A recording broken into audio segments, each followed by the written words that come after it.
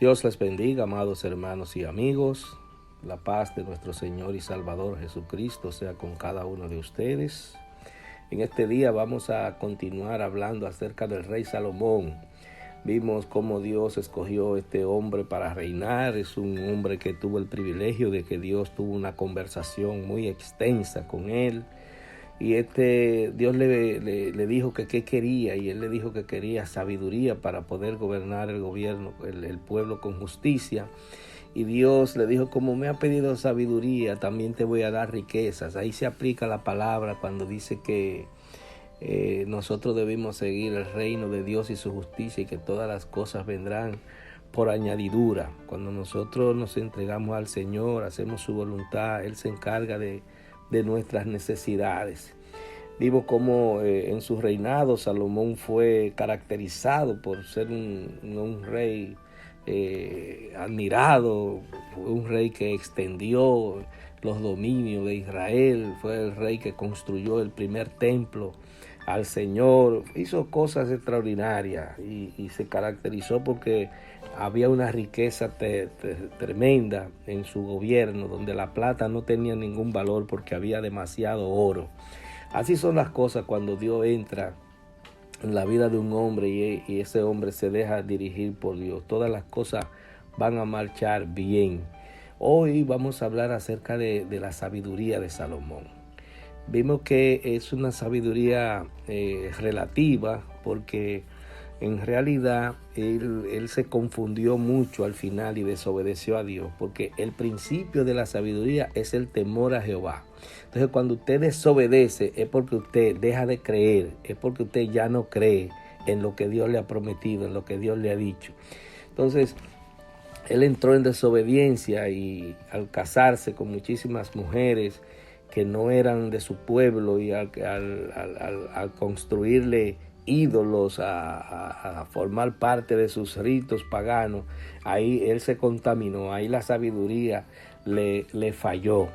Pero vamos a estar hablando en este estudio de hoy acerca de esa sabiduría, cómo se aplica a nosotros, en nuestras vidas. Pero primero vamos a estar leyendo algunos versículos en Segunda de Crónicas, capítulo 9, versículos 1, 2, 7, 8, Proverbios 1, 1 al 4, 7, 20 al 23, y Eclesiastés capítulo 12, versículo 10 al 14. Dice así la palabra de Dios, en el nombre del Padre, del Hijo y del Espíritu Santo.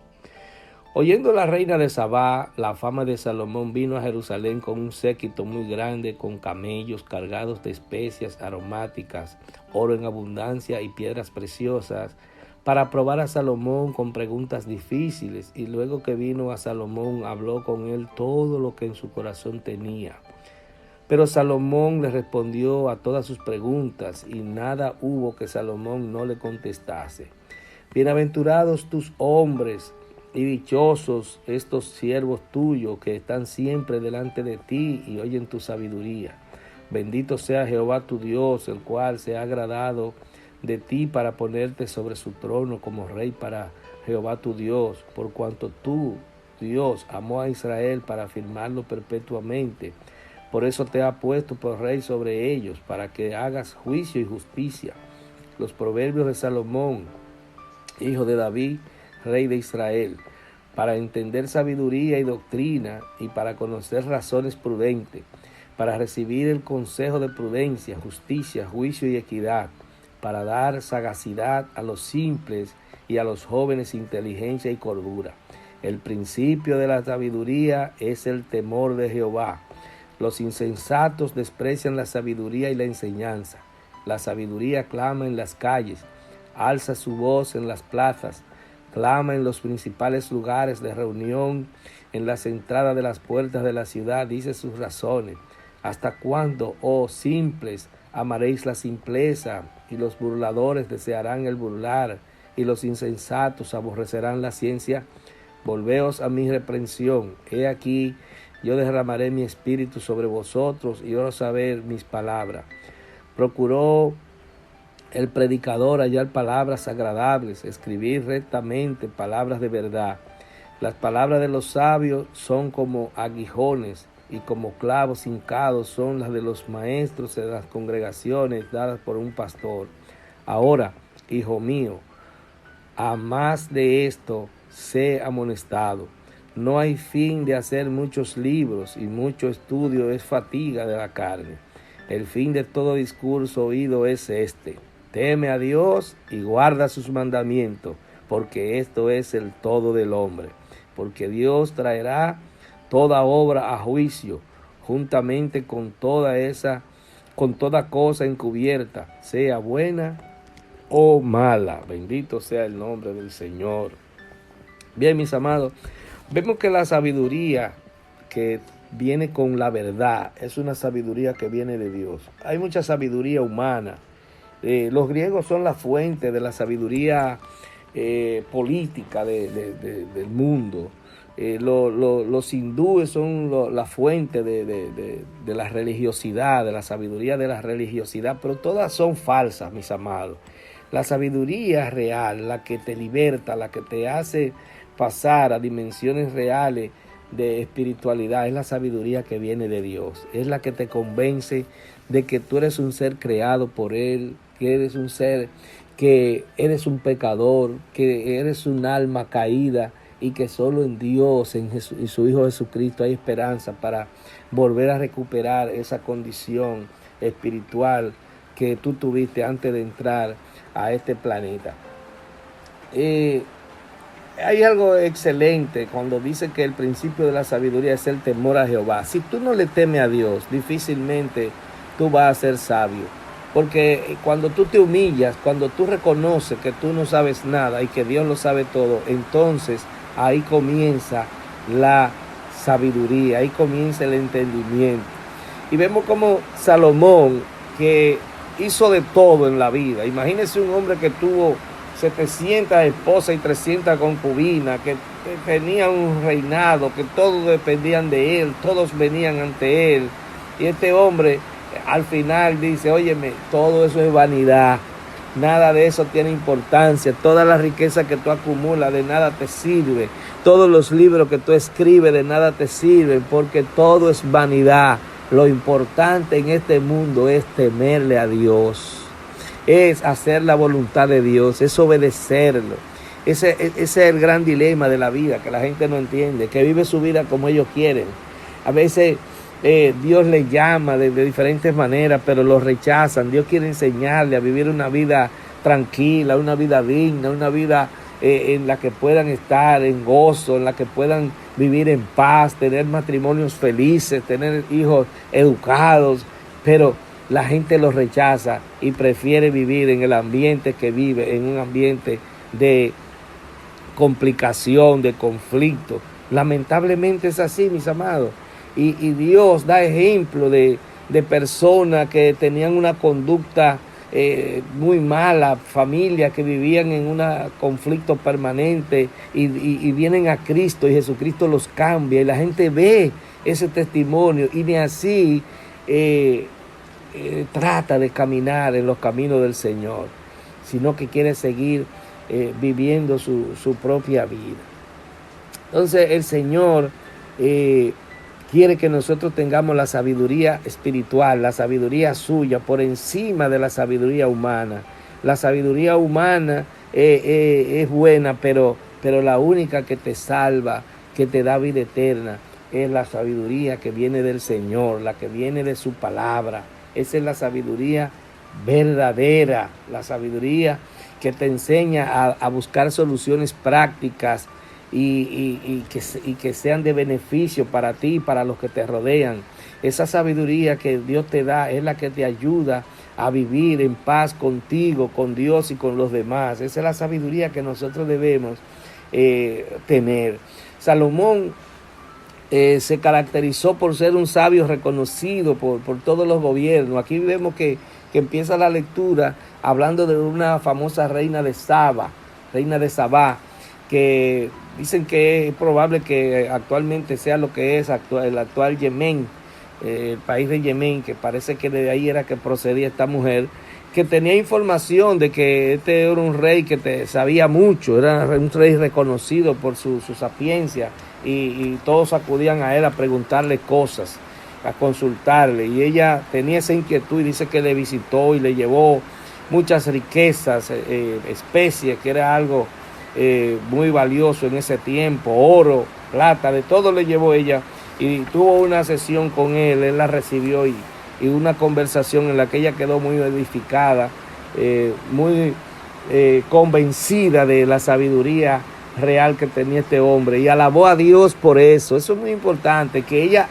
viniendo de un país pagano, ella alaba al Dios de Salomón, reconoce que esa sabiduría que él tenía no era una sabiduría humana, que venía del cielo, que venía de un lugar que ella no conocía. Entonces, puso Jesucristo la cita a ella, a esta reina, porque ella fue a Salomón. Entonces él dice que otros que han tenido la oportunidad de conocer a Dios no se van a salvar, pero ella podría salvarse porque ella acudió cuando supo que alguien tenía a Dios, ella acudió a él. Entonces, amados, la palabra de Dios tiene respuesta a todos los conflictos que se nos presentan en este mundo, todas las situaciones que se nos presentan en nuestras relaciones humanas, en nuestros pensamientos. La palabra de Dios tiene respuesta, pero para adquirir sabiduría hay que leer esa palabra y leerla pidiéndole a Dios que a través de su Espíritu Santo nos las revele, nos dé el significado correcto, porque hay gente que se empeñan en buscar significados sin que haya necesidad de buscarlo.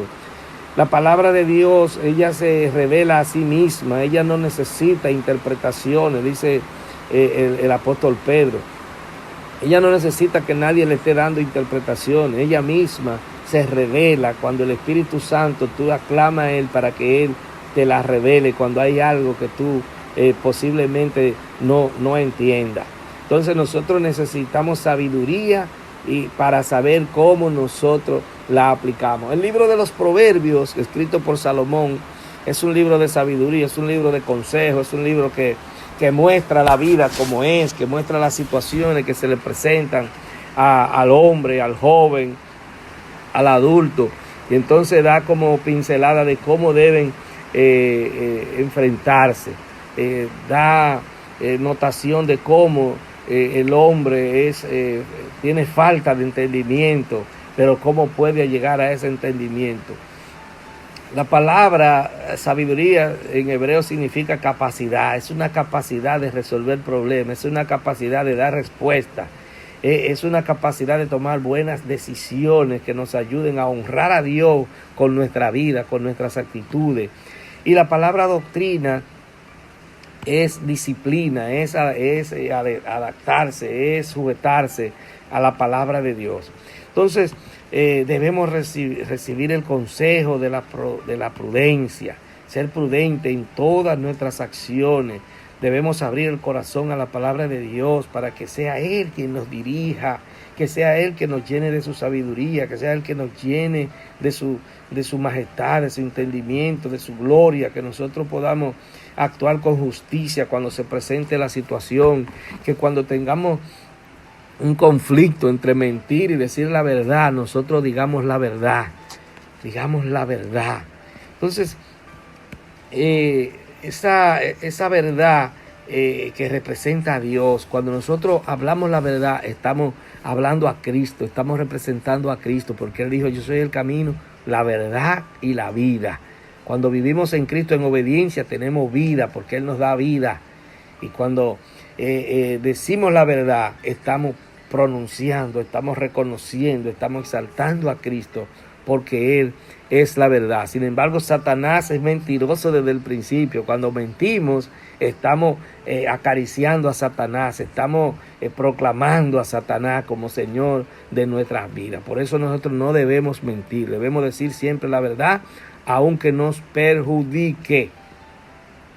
El proverbista también habla de que debemos ser sagaces, pero esa palabra sagacidad a veces se malinterpreta, se puede interpretar como que es algo actuando de manera solapado, actuando de manera engañosa. Pues no, en esta ocasión tiene una connotación positiva, actuar con sagacidad, como manda el proverbista. Es para que, actuando con sagacidad, es que no nos dejemos atrapar cuando alguien quiere engañarnos y ponernos en contra de Dios, cuando alguien quiere llevarnos por caminos equivocados. Nosotros sagazmente, sin tener que usar una agresividad, ni mucho menos, nosotros librarnos de eso. Eso es lo que quiere decir el proverbista cuando dice que debemos actuar con sagacidad, con astucia, ¿verdad? Dice la palabra que debemos ser manso como palomas y astuto como serpiente. La serpiente siempre está observando a ver por dónde sale mejor deslizarse para no chocar con nada y para alejarse del peligro. Entonces, en ese sentido es que la palabra nos orienta de que debemos ser sagaces, tener astucia en nuestras actuaciones cuando se trata de evitar que nos engañen con relación a nuestro compromiso con Dios, de que nos muevan a otras cosas que no sea a Dios. Hay un pasaje en el libro de los Proverbios, en el capítulo 1, que dice: si el impío te quiere engañar, no lo consienta. Y muchos cristianos lo usan para justificar, hasta si alguien le pide algo, no dárselo. No, me está engañando, no se lo voy a dar. No, este es lo que me está enredando. Pero cuando usted continúa leyendo el pasaje, el capítulo, se refiere a que no nos dejemos engañar por las personas que quieren involucrarnos en actividades dolosas, en actividades contrarias a la palabra de Dios. A eso es que se refiere cuando ese es el contexto, cuando habla de ese tema. Entonces, la obediencia de nosotros, que nos da sabiduría, viene del conocimiento de Dios. Cuando nosotros conocemos a Dios, entonces nosotros le obedecemos. Por eso dice: yo no me meto en religión. Hay que conocer, hay que buscar a Dios donde los están buscando, hay que entrar en el grupo donde se está buscando a Dios. Entonces usted lo que tiene que determinar que ese grupo donde se está buscando a Dios se esté buscando conforme a como dice la Escritura. Porque si se está buscando conforme a como dice un filósofo, como dice un escritor, como dice algo diferente a lo que dice la Biblia, entonces de ahí usted tiene que alejarse. Pero a Dios debemos buscarlo unido, debemos reunirnos para aprender unos de los otros, para adorar a Dios en conjunto, en grupo, ¿verdad? Y para trabajar por el reino de Dios. Entonces debemos congregarnos. Dice la Escritura que no debemos dejar de congregarnos como muchos tienen por costumbre. Y dice la Escritura que donde hay dos o más reunidos en su nombre, ahí está el Señor para bendecirnos. Entonces, definitivamente, la sabiduría comienza con el temor a Dios. El temor a Dios es el principio de la sabiduría. Dios es santo y Dios quiere que nosotros seamos santos. Y esa santidad viene cuando nosotros nos humillamos, cuando nosotros reconocemos a Dios, cuando nosotros entendemos que somos pecadores. Entonces Dios nos va a mirar y va a pasarnos su mano poderosa y nos va a ayudar a entender su propósito con nosotros. Esa sabiduría nosotros tenemos el compromiso de enseñársela a nuestros hijos. Nosotros tenemos el deber de educar a nuestros hijos para que sean personas mansas, para que sean personas dispuestas siempre para Dios. Cuando nosotros vivimos en una guerra y enseñamos guerra a los hijos, guerra en el esposo con la esposa, con la familia, entonces los hijos van a ser unos guerreros, van a vivir infelices, porque cuando hay una relación tergiversada, una relación mala entre los esposos, entre hijos, padres, hermanos, eso crea una cadena que se va a ir desarrollando en toda la familia por generaciones. Pero cuando usted enseña a sus hijos a vivir en mansedumbre, en obediencia a Dios, eso también va a ir por generaciones con ese efecto positivo en la vida de las personas. Vivimos en un mundo donde el conocimiento aumenta con rapidez, donde hoy usted ve una cosa y mañana sale otra diciendo que no era eso, que lo que es la verdad es esto. Entonces vivimos de mentira en mentira. Usted agarra un libro hoy de biología y le dicen que el cuerpo humano tiene tantas células y dentro de 10 años salió otro que dice que no son tantas células, que son tantas. Entonces el mundo está de engaño en engaño. Lamentablemente las autoridades del mundo no han resultado confiables al ser humano. Por eso usted ve que hay tantos conflictos. Mire ahora con este tema del coronavirus, la gente que la vacuna es buena, que es mala, que esta no sirve, que esto, aquello, que no te vacunes, que vacúnate, que no tiene efecto, que si te vacunas te da igual que si no te da. O sea, son situaciones que demuestran que el hombre no tiene control de sí mismo, que el hombre no tiene la verdad. El único que tiene la verdad es Jesucristo. Es el único que nos ayuda a entender todas las cosas. Es el único que nos puede guiar a toda ciencia del conocimiento de Dios, no la ciencia que anda buscándole la quinta pata al gato, sino la ciencia del conocimiento de Dios. Entonces, Salomón en Eclesiastés, él le reveló estaba escéptico respecto a la vida.